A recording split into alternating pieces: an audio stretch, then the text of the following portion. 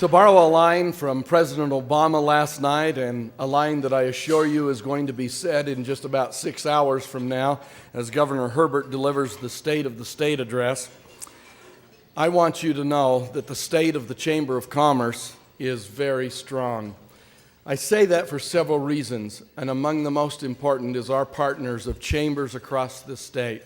We have as near as I know, the director of the Orem-Provo Chamber, the Utah County Chamber of Commerce, Steve Densley, and Dave Hardman from the Weber County Chamber. And I'm not sure if Jim was able to make it with us. I didn't see him from the Davis Chamber. But would you also voice with me a great appreciation for chambers all over the state of Utah?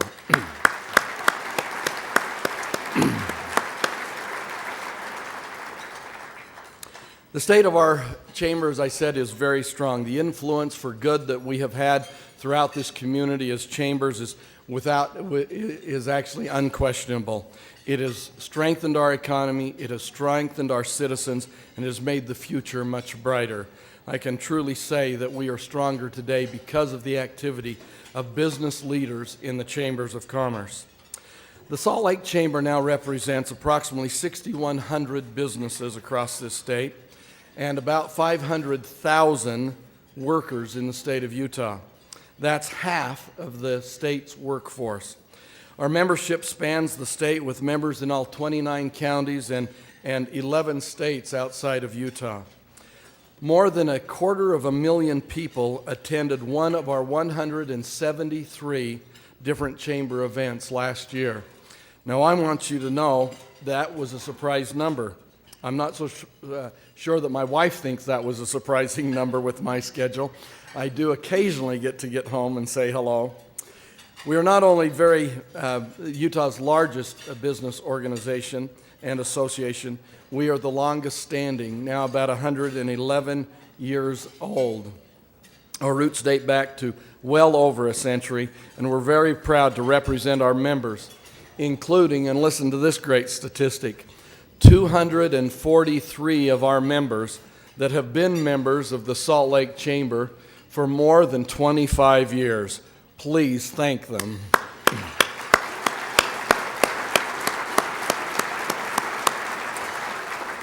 Our mission is very precise. It is to stand as the voice of business, support our members' success, and to champion our community's prosperity.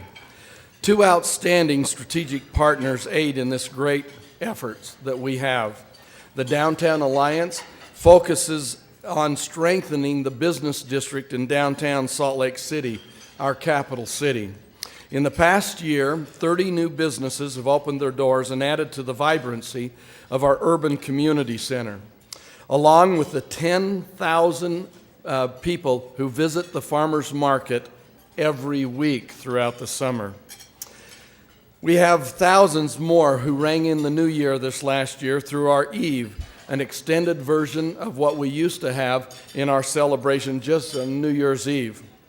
And we have thousands of diners who are now trying new restaurants throughout the city with our Dine Around. They are proving that this vision has become truly a reality and a movement that is becoming a reality. It is truly called Downtown Rising. The crossroads of the West is becoming the capital of the new American West. Utah's influence is felt not only beyond the borders of our state, but literally beyond the borders of this great nation. Salt Lake City is truly and has become a world city. Last year, our landlocked state was the only state in this nation to increase in exports. Let me say that again. The only state in this nation that increased in exports.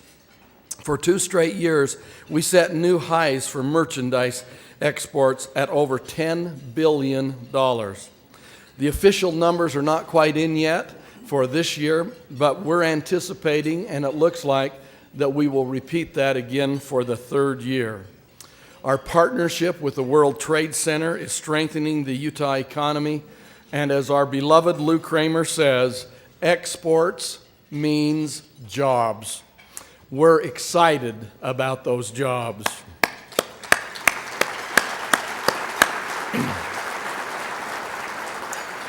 Jobs truly are the key. This morning, over 101,000 Utahns got out of bed with a desire to go to work, but did not have a job to go to. Restoring Utah's economy back to full employment is the top priority of this business community. We have a plan to get there. The Utah Jobs Agenda calls for a strategic investment in education, transportation, international business, and energy. It calls for thoughtful approaches to immigration, tax policy, rural development, air quality, and statewide corporate recruitment. Over the next 5 years, we will create, through those methods, 150,000 new jobs. Let me tell you, we're excited. The Salt Lake Chamber's Women Business Center is dedicated to helping budding entrepreneurs. In the past year alone, the program provided nearly 500 hours of professional counseling, took on over 200 new clients, and helped launch 20 new businesses. And I remind you, even though it's called the Women's Business Center, we counsel with males also. We're so grateful that they will pick us up. I mentioned education as a key component to the job creation. It really is much more than that. Education is the key to enduring prosperity. Right here in Utah, we produce more students than any other state in America per capita. That poses some challenges. But as often is the case, the challenge is just a clever disguise for our greater opportunities. By making the right investment in education, by making it a top priority, we can ensure lasting prosperity for decades to come. Last week, we had the opportunity that I hope many of you had an opportunity to be with us, where we listened to Jim Polson from Wells Fargo talk about the future of the state of Utah. One of the bright stars was our population, the fact that we had a workforce. I then cautioned everybody to take into account the great necessity of going home that afternoon and making sure that 20 years from now we still had a growing population.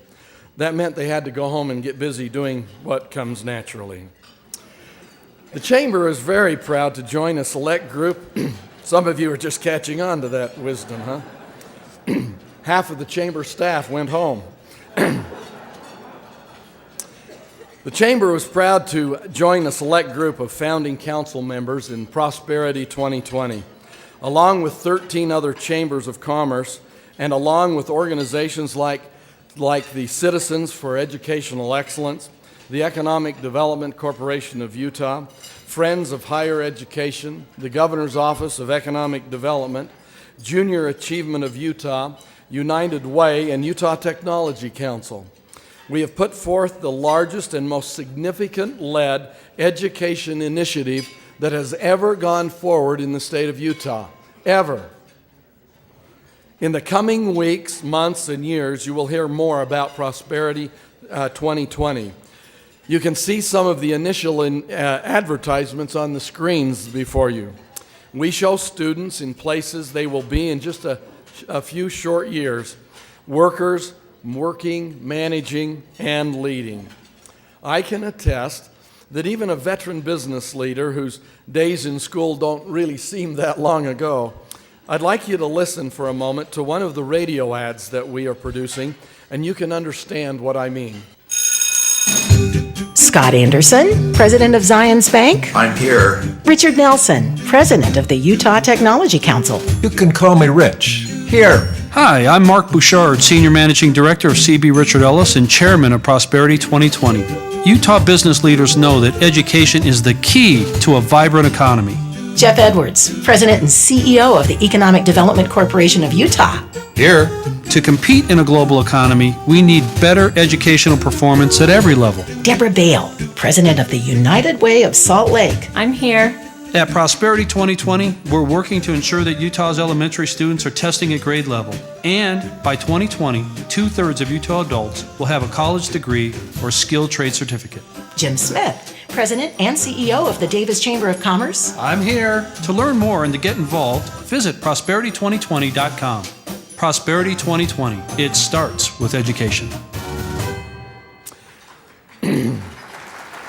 Thank you. Over the next several years, you will hear much more about Prosperity 2020 as we truly do what businesses do every day of their lives: set goals, obtain them, and move forward. Our commitment to education is absolute and it is firm. As the largest customer of our educational system, we have a lofty but a very achievable goal and goals. By the end of the third grade, 90% of students should be reading at grade level. By the end of elementary school, 90% of students should be proficient in reading and in math. By 2020, 2/3 of Utahns should have a skill trade certificate or a college degree. Just as we are committed to providing a world-class workforce for the future of the state of Utah, we are dedicated to enhancing the workforce of today. As we explored ways we can help you strengthen your teams, you told us you didn't want us to waste too much time traveling back and forth to classes. You told us you need a flexible schedule. You told us you don't want to break the bank. In each of your organizations, you have great workers with the potential to even become better. With those workers with the potential to help in many ways that in reality you have not even dreamed of yet. Today, I'm very proud to announce we have a way to help you make your team even better.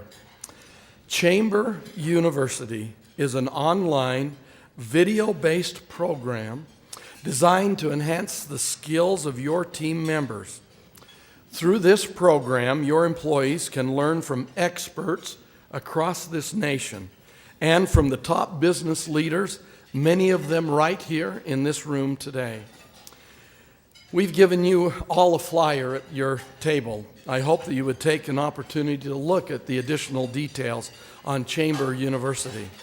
We are extremely excited and about the opportunity that we have for this new service to our members.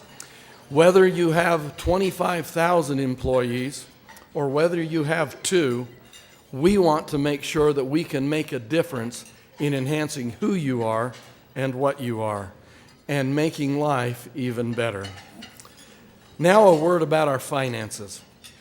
As we said a few minutes ago, the state of the Chamber of Commerce is strong. That applies to our financial footings also. The business community is absolutely committed to the success of the Chamber, just as the Chamber is committed to the success of Utah businesses. If you look, we're going to show a slide of the equity position of the Salt Lake Chamber. To give you an indication of just how far we have come, you can see on the screens the organization's equity position dating back to July of 2003. From a starting point of $475,000 in the red to just over $100,000 in the black, our turnaround is well over $500,000. That is nothing short of remarkable, and you all deserve a round of applause for making that happen.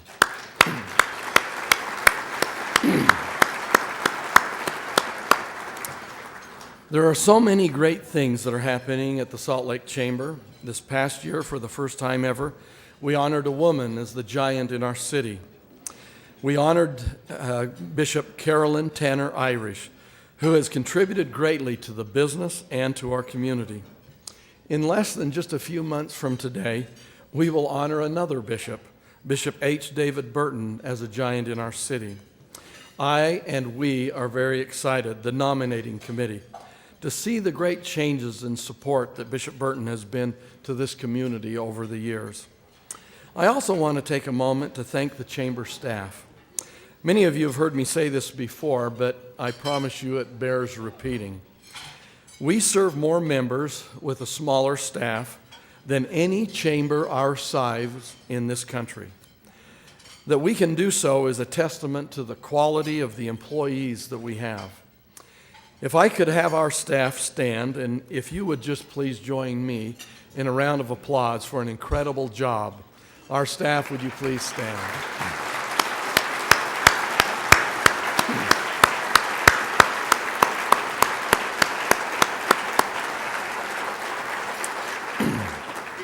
And so untypical. They push me up front, I get the accolades, and they stand in the back in the cheap seats and make sure that life is going on. I just have to tell you how appreciative I am to be in a business that has allowed me the privilege of being able to have a staff that is unexcelled in quality. It makes life bearable and exciting. The Chamber will continue to strengthen the business climate here in the state of Utah. We will address the challenging issues and address them forthright, from cleaning our air to lowering our health care costs, from building the energy economy of this state to protecting the commitment that we have for first-class transportation, and the transit system, which has now been acknowledged as one of the greatest transit system of any city in the world for our size, to protecting from over-regulation and creating jobs. The Chamber will stand boldly as the voice of business, and we will champion our community's prosperity. Thank you. Thank you all very much for your great support, and thank you for your contribution to the success of our great state.